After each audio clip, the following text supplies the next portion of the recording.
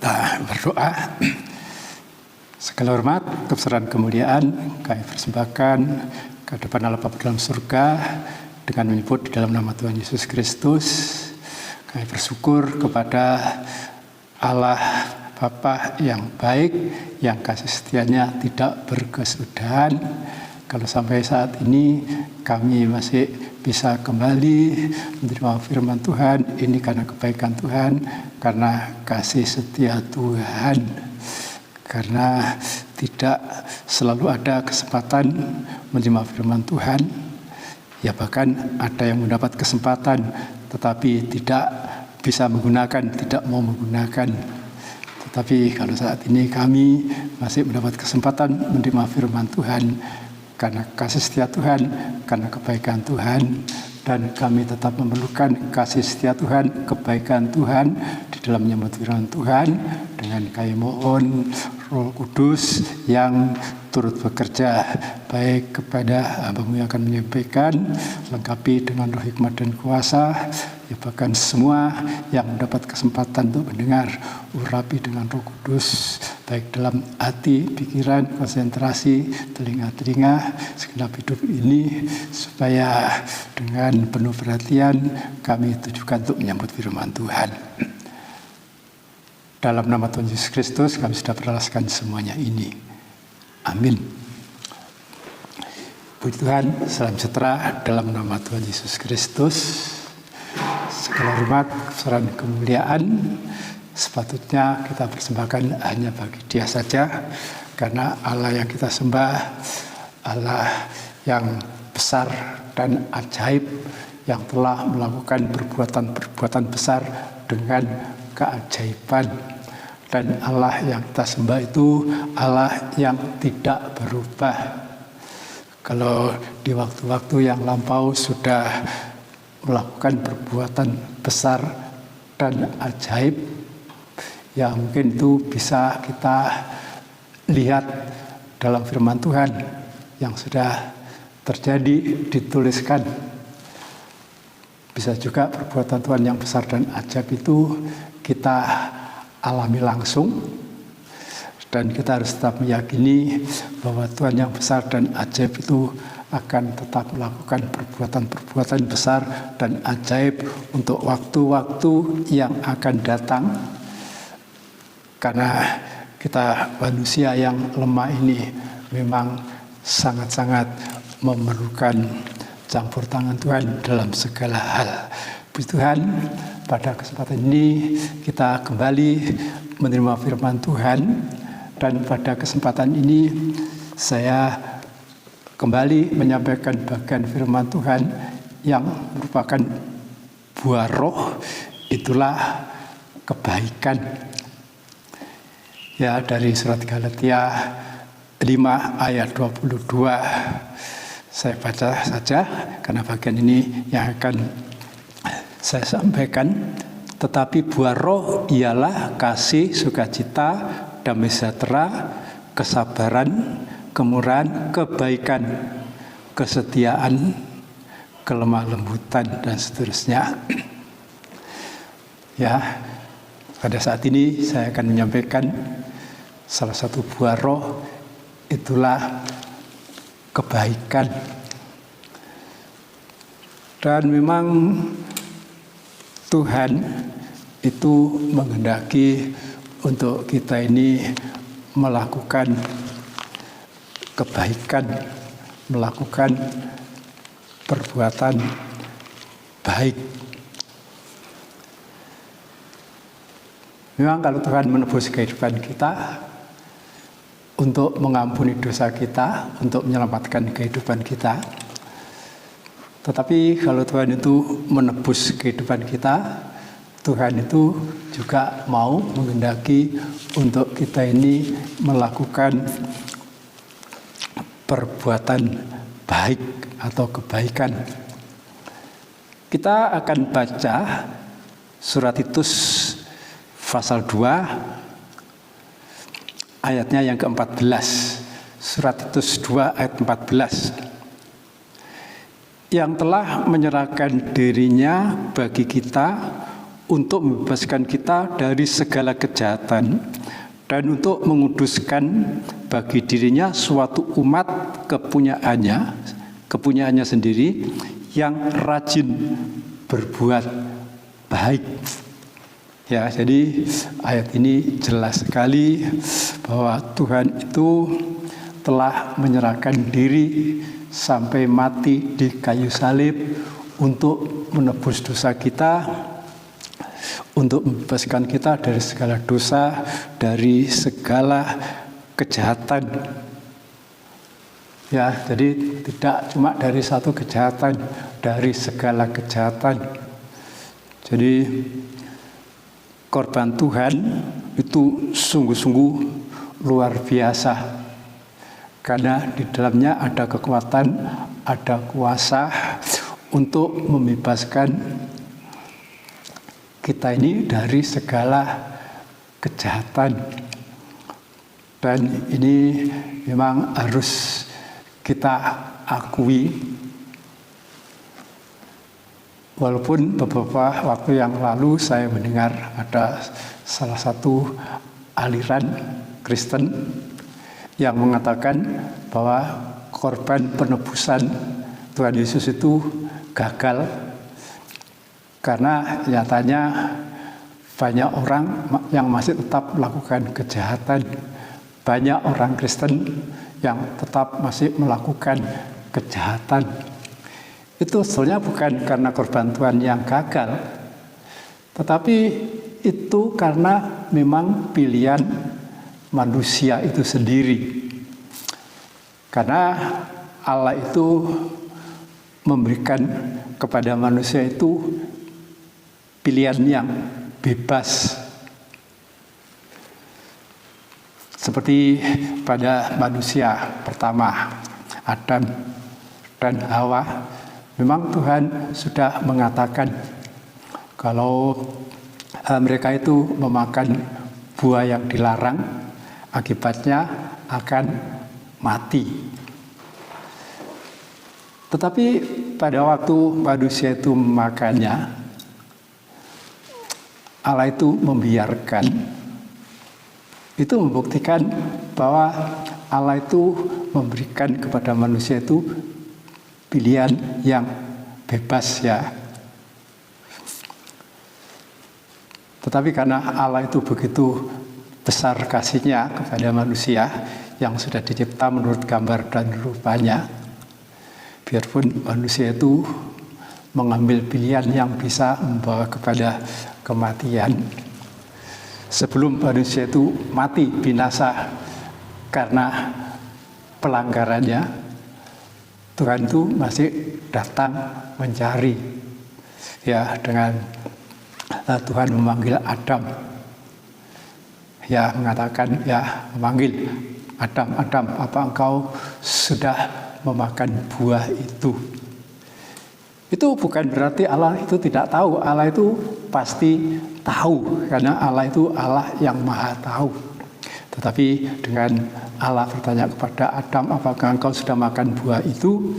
Karena Allah itu menghendaki supaya manusia, Adam, memiliki suatu pengakuan. Dan firman Tuhan dalam surat Yohanes mengatakan, kalau kita ini mengaku dosa, Allah itu setia dan adil dan mengampuni segala dosa, menyucikan dengan darahnya. Dan nyatanya Allah itu tidak cukup memanggil Adam supaya ada pengakuan. Kemudian Allah juga mengenakan pakaian dari kulit binatang untuk membungkus ketelanjangannya, supaya tidak dipermalukan karena dosa. Sebab manusia setelah jatuh dalam dosa memang telanjang, ya, artinya dipermalukan.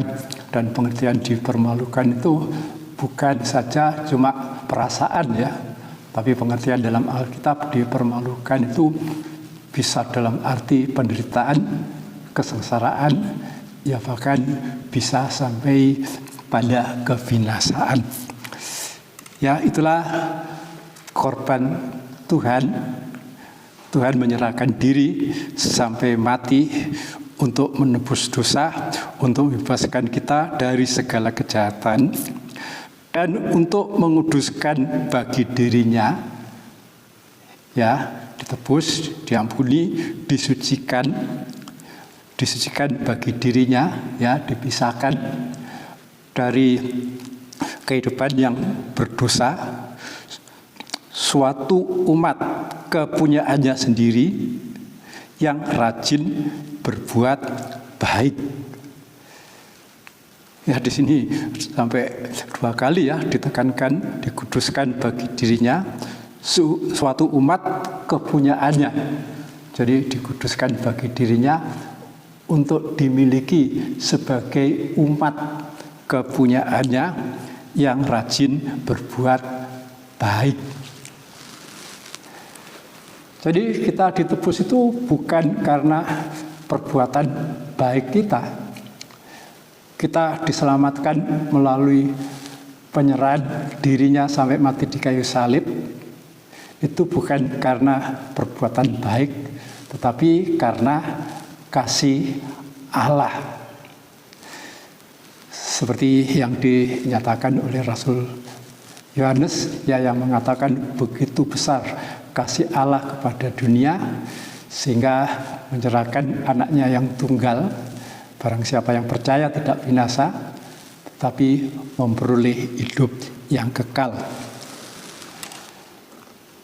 Tetapi biarpun penebusan, keselamatan itu bukan karena perbuatan baik, Tuhan itu menghendaki kita yang sudah ditebus itu untuk melakukan suatu perbuatan yang baik. Di sini dikatakan yang rajin berbuat baik. Kalau di surat Galatia pasal 6 di sana diistilahkan tidak jemu-jemu berbuat baik. Dan kalau ayat firman Tuhan mengatakan tidak jemu-jemu berbuat baik, itu memang memungkinkan orang bisa jemu berbuat baik. Karena orang yang sudah berbuat baik itu belum tentu selalu mendapatkan balasan yang baik dari orang yang telah menerima kebaikan dari kita. Malah ada ayat firman Tuhan dalam kitab Mazmur dari Daud yang mengatakan bahwa kebaikannya dibalas dengan kejahatan. Dan tentunya itu juga merupakan gambaran tentang Tuhan Yesus, ya, di mana Tuhan Yesus datang ke dunia ini memang betul-betul melakukan kebaikan yang tidak mungkin bisa dilakukan oleh manusia. Dia datang kepada miliknya, kepada umat kepunyaannya. Tetapi umat yang menjadi kepunyaannya sendiri tidak mau menerima dia. Jadi Tuhan Yesus menjadi teladan yang tetap berbuat baik walaupun perbuatannya yang baik itu tidak diterima dengan kebaikan, ya bahkan dibalas dengan ketidakbaikan. Tetapi firman Tuhan dalam Galatia pasal 6 itu kemudian diteruskan, kalau sudah tiba waktunya kita akan menuai. Jadi suatu perbuatan baik itu bagaikan menabur. Dan firman Tuhan menyatakan bahwa pada waktu menuai, maka tuaian itu jauh lebih banyak daripada benih yang ditabur. Kalau menabur itulah menabur benih kebaikan,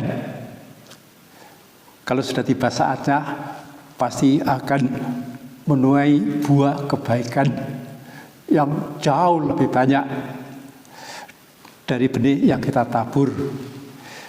Memang firman Tuhan juga menyatakan dalam kitab Mazmur, kalau orang itu lagi menabur memang dengan air mata, ya, menyebarkan benih dengan air mata. Tapi pada waktu sudah tiba saatnya menuai, akan pulang memikul berkas-berkasnya dengan penuh sukacita. Dan itu jugalah yang diterima, yang dialami oleh Tuhan Yesus sendiri, yang tetap rajin berbuat baik walaupun kebaikannya itu tidak dibalas dengan kebaikan oleh orang yang telah menerima kebaikannya. Sehingga dalam surat Ibrani pasal 12 di sana dikatakan ia tekun menanggung penderitaan, ya, seperti di saat-saat menabur kebaikan itu mengalami banyak penderitaan, penghinaan, dengan tekun menanggung penderitaan, penganiayaan, karena dia memandang kepada upah yang telah disediakan. Dan kalau sudah tiba saatnya, upah itu pasti diterima dan sudah diterima oleh Tuhan. Dengan dia dimuliakan, duduk di sebelah kanan Bapa di surga. Kepadanya telah diserahkan segala kuasa, baik yang di surga maupun yang di bumi. Itulah yang dipandang oleh Tuhan Yesus. Dan tentunya teladan itu harus juga kita pandang, kita lihat. Karena penderitaan bahkan menabur benih kebaikan itu seringkali juga terjadi atas kehidupan kita. Tetapi dengan kita ini memandang teladan Tuhan, baik teladan ketekunannya dalam menanggung penderitaan, penghinaan, penganiayaan, kemudian kita bisa melihat buah yang dipetiknya itulah berupa kemuliaan duduk di sebelah kanan Bapa di surga. Di satu sisi memang menjadi kekuatan kita, tapi di sisi lain juga menjadi pengharapan bagi kita untuk kita pada saatnya akan memetik buah kebaikan yang pastinya jauh lebih banyak daripada benih yang kita tabur. Dan kita akan membaca firman Tuhan dalam surat Petrus. Di sana ada ayat-ayat yang berkali-kali ditekankan supaya kita ini melakukan kebaikan atau perbuatan baik. Kita akan baca dalam surat 1 Petrus pasal 2 ayat 11 sampai ayat 17. Saudara-saudaraku yang kekasih, aku menasihati kamu supaya sebagai pendatang dan perantau kamu menjauhkan diri dari keinginan-keinginan daging yang berjuang melawan jiwa.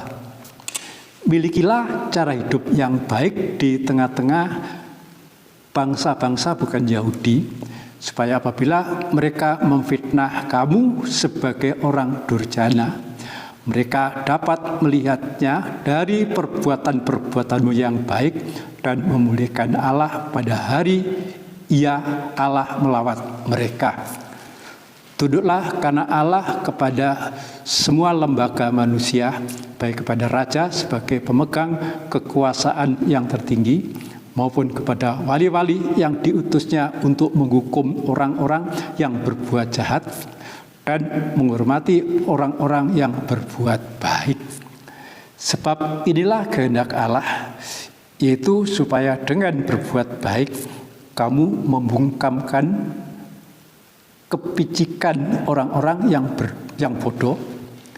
Hiduplah sebagai orang merdeka dan bukan seperti mereka yang menyalahgunakan kemerdekaan itu untuk menyelubungi kejahatan mereka, tetapi hiduplah sebagai hamba Allah. Hormatilah semua orang, kasihilah saudara-saudaramu, takutlah akan Allah, hormatilah raja. Ya, di sini berkali-kali ditekankan supaya kita ini berbuat baik. Pada ayat 14 di sana dikatakan supaya itu menjadi satu kesaksian kepada orang yang memfitnah kita sebagai orang yang jahat. Kadang-kala mereka dilawat oleh Tuhan, mereka memuliakan Tuhan karena melihat perbuatan kita yang baik. Jadi kita melakukan perbuatan baik itu bukan untuk mencari kemuliaan diri sendiri, tetapi untuk kemuliaan Allah. Dan pada ayat 16 di sana dikatakan ayat 15, sebab inilah kehendak Allah, yaitu supaya dengan berbuat baik kamu membungkamkan kepicikan orang-orang yang bodoh. Ya, jadi kita ini bisa membungkam kepicikan orang bodoh juga karena melihat perbuatan baik kita. Dan di sini kita melihat memang betul-betul kita ini harus rajin berbuat baik, karena kita harus tetap melakukan perbuatan baik biarpun menghadapi orang yang seringkali bisa memfitnah kita. Ya, memfitnah kita sebagai orang pengikut Kristus, tetap berbuat baik biarpun menghadapi orang-orang bodoh yang picik. Dan saudara, saya akan baca ulang beberapa perbuatan baik yang disebutkan di sini yang kita lakukan. Ayat 11, saudara-saudaraku yang kekasih, aku menasihati kamu supaya sebagai pendatang dan perantau kamu menjauhkan diri dari keinginan daging yang berjuang melawan roh. Ya, jadi di sini perbuatan baik yang harus kita lakukan, kita harus berjuang untuk melawan, untuk tidak menuruti keinginan daging yang berjuang melawan jiwa. Ini memang suatu perjuangan yang berat. Dan kita perlu pertolongan Roh Kudus untuk kita bisa melakukan. Kemudian ayat 13 dan 14. Tunduklah karena Allah kepada semua lembaga manusia atau kepada pemerintah, baik kepada raja sebagai memegang kekuasaan yang tertinggi, maupun kepada wali-wali yang diutusnya untuk menghukum orang-orang yang berbuat jahat dan menghormati orang-orang yang berbuat baik. Ya, di sini perbuatan baiknya itulah menghormati penguasa, ya, raja. Juga para wali, para wakil yang ditetapkan untuk memerintah. Ya, ini ajaran firman Tuhan, suatu perbuatan baik. Tuhan Yesus sendiri mengajarkan, berilah kepada kaisar yang kaisar punya, dan berilah kepada Tuhan yang Tuhan punya. Itulah penghargaan, penghormatan. Kemudian perbuatan baik berikutnya ayat 16, hiduplah sebagai orang merdeka dan bukan seperti mereka yang menyalahgunakan kemerdekaan itu untuk menyelubungi kejahatan mereka, tetapi hiduplah sebagai hamba Allah. Nah, di sini perbuatan baik itu bukan untuk menyalahgunakan kemerdekaan, karena tidak sedikit orang yang sebetulnya ada kebebasan, ada kemerdekaan, ada kebebasan menggunakan undang-undang, menggunakan hukum, tapi seringkali disalahgunakan untuk kepentingannya sendiri, untuk menyelubungi kejahatan. Tetapi Tuhan mau kalau kita ini berbuat baik, ya kita harus tulus ya. Kita memang sudah dimerdekakan, jangan sampai kemerdekaan itu disalahgunakan untuk menyelubungi kejahatan. Tuhan itu Maha tahu. Kalau namanya kejahatan yang tetap jahat, biarpun itu ditutupi, diselubungi dengan suatu kebebasan, bahkan kebebasan dalam menggunakan hukum undang-undang. Ayat 17, hormatilah semua orang, kasihilah saudara-saudaramu, takutlah akan Allah, hormatilah raja. Ya, di sini ayat 17 ini seperti suatu kesimpulan saja, ya, menghormati semua orang. Ya, Rasul Paul dalam menasihati pembantunya mengatakan menghormati semua orang itu, kalau kepada orang tua hormati sebagai orang tua, ya, kepada sesama ya saling menghormati, kepada yang lebih muda untuk memberikan teladan. Kasihilah saudara-saudaramu. Ya, kita memang harus mengasihi, saling mengasihi. Takutlah akan Allah, hormatilah raja. Ini adalah firman Tuhan, di mana firman Tuhan memang mengajarkan supaya sebagai umat ketebusan Tuhan takut kepada Allah dan menghormati raja, pemerintah, penguasa. Ya, inilah beberapa bagian suatu perbuatan baik yang harus kita lakukan dengan rajin sebagai umat ketebusan Tuhan. Dan pasti Tuhan itu tidak akan pernah melupakan perbuatan baik yang tetap kita lakukan. Puji Tuhan, Tuhan memberkati. Kita berdoa bersyukur kepada Tuhan. Puji syukur kami persembahkan ke hadapan Allah Bapa dalam surga dengan menyebut di dalam nama Tuhan Yesus Kristus buat kebenaran firman-Mu yang mengajarkan kami untuk kami rajin berbuat baik.